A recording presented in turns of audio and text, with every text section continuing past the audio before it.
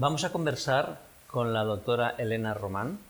Elena es pediatra, especialista en nefrología pediátrica y trabaja en el Hospital Universitario Dr. Peset de Valencia.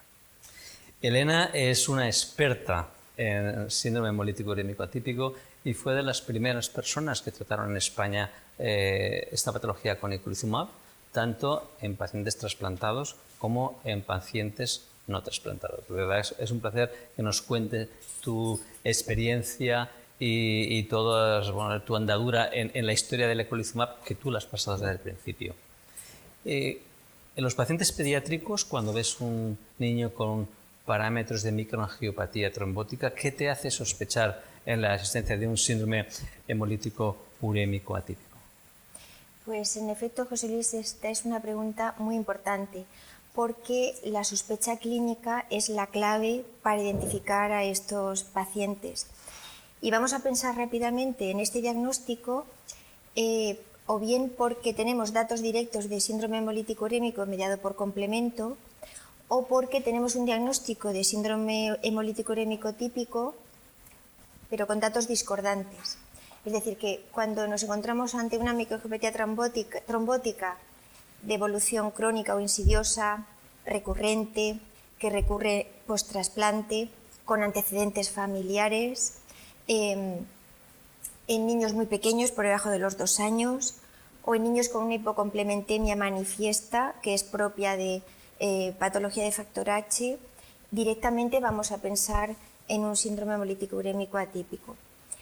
Pero en otros casos, el diagnóstico de síndrome hemolítico asociado a infección, que es la causa más frecuente de microangiopatía en los niños, pero los datos no concuerdan. Por ejemplo, no hay un periodo previo y la instauración de la insuficiencia renal es abrupta, o aparecen muy pronto complicaciones neurológicas, hipertensión arterial, miocardiopatía, afectación retiniana, isquemia de miembros, datos todos que son discordantes para un cuadro típico.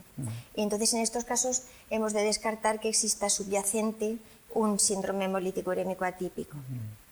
Y contrariamente, en el caso de que tengas un niño con un síndrome hemolítico urémico típico, parámetros que te sugieran, pero que tenga una evolución tórpida, ¿qué actitud seguirías en este paciente?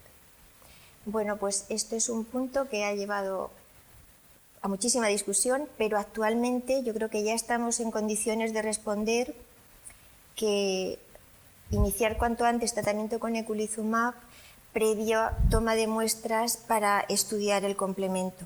Y esto por 2 motivos.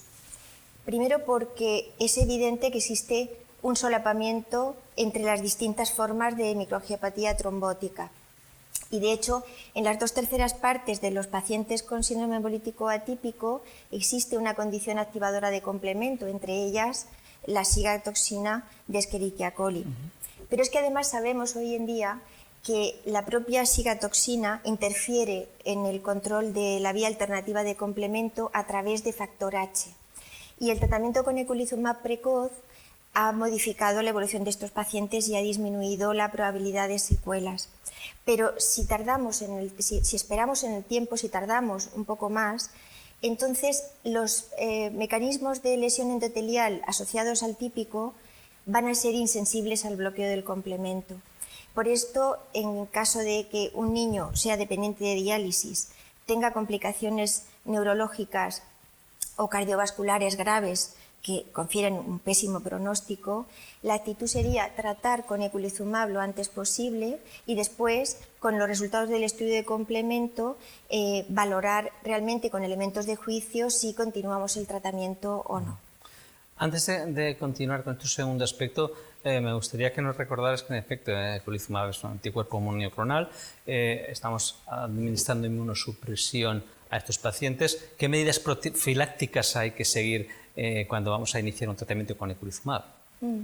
Pues fundamentalmente prevención de infección meningocócica, porque sabemos que los pacientes tratados con eculizumab son especialmente susceptibles a la infección por este germen.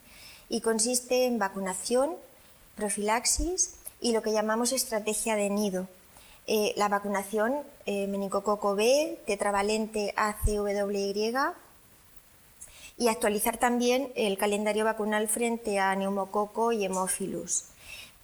Pero junto con la vacunación es necesaria la profilaxis porque la inmunidad frente a meningococo depende precisamente de C5b9, que es el complejo que está bloqueado por eculizumab. Entonces, es obligado profilaxis con penicilina o con acitromicina los 2 semanas después de la vacunación, pero el consenso internacional para el estudio del hemolítico urémico en pediatría recomienda prolongarlo por este efecto de bloqueo. Hay un aspecto que cada vez tiene más relevancia en las distintas patologías de la microangiopatía trombótica cuando se inicia eculizumab. En los niños, ¿qué perfil de niños no suspenderías el tratamiento con eculizumab? Pues la experiencia nos ha ayudado mucho a resolver este tema que ha sido muy polémico desde el principio. Pero realmente hoy en día sabemos que la respuesta es individualizar caso a caso, teniendo en cuenta los factores que determinan el riesgo del paciente en cuanto a recaída, el riesgo vital y la probabilidad de actividad subclínica. Es decir, en un paciente con alto riesgo hemolítico urémico por factor H, C3, factor B, el riesgo de recaída es alto, luego no es recomendable suspenderlo. En pacientes trasplantados con estas mutaciones, factor H, factor I, C3, factor B, o con independencia del perfil genético con antecedente de pérdida de injerto previo, o bien un paciente con hemolítico por anticuerpos con un título muy elevado que no hemos sido capaces de bajarlo con inmunosupresión. Estos pacientes son de alto riesgo de recaída y no sería recomendable suspender el tratamiento. Pero también en niños pequeños, en niños que no han recuperado la función renal o en pacientes desde luego que tienen actividad subclínica o aquellos niños que no han recuperado función renal pero que tienen manifestaciones extrarrenales en diálisis. En todos estos casos no es recomendable suspender el tratamiento. Pero si en algún paciente o algún niño te planteas suspender el tratamiento, ¿qué actitud o pauta de seguimiento recomiendas para monitorizar esta enfermedad o plantear nuevas actitudes? Bueno, de nuevo, con esta enfermedad y con el tratamiento el riesgo cero no existe. Hay que evitar que el síndrome hemolítico urémico nos sorprenda y la única manera es vigilar la actividad de la enfermedad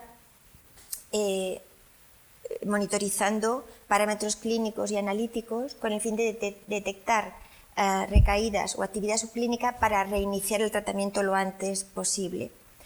La monitorización renal, microhematuria, proteinuria, LDH, función renal, parámetros hematológicos, hemoglobina, aptoglobina, plaquetas, teniendo en cuenta que la reactivación renal y hematológica pueden estar disociadas. ¿Con qué frecuencia? Depende del riesgo individual del paciente, pero sobre todo en niños vamos a intensificar este control ante infecciones intercurrentes o vacunación porque sabemos que son unos potentes inductores de la enfermedad. Por otra parte, siempre alerta frente a las complicaciones extrarrenales, suponen una alta mortalidad, el tratamiento se ha de instaurar de inmediato. Y lo más difícil quizá es detectar la actividad subclínica de los pacientes. Esa proteinuria con una función renal normal y con aparente normalidad de parámetros hematológicos, que a veces hay duda de si se trata de una proteinuria residual o actividad de microangiopatía. Y aquí la biopsia renal nos puede ayudar porque identifica muy bien el daño endotelial o los cambios membranoproliferativos característicos de la microangiopatía activa. La verdad es que es un placer oír que en este abordaje multidisciplinar de la microangiopatía, quizá la reina de todo esto fue la nefrología pediátrica, porque fue el primer punto, aparte de la hematología, ¿no? Con la hemoglobinuria paroxística nocturna, en nefrología fue un gran impacto el tratamiento con eculizumab en el síndrome hemolítico urémico, y a partir de ahí se han ido derivando, hemos aprendido mucho, y la verdad es que hemos aprendido mucho contigo. Y es absolutamente un placer tener una persona con tanta experiencia con el fármaco. Pero me gustaría acabar con otra pregunta porque sabemos que eres muy aficionada a los tés. Sí. Y la verdad, yo también, a mí me gustan los tés. Y me gustaría que nos dieras algunos consejos para poder disfrutar de un placer más de la vida y finalmente si nos recomendarías algún tipo de té.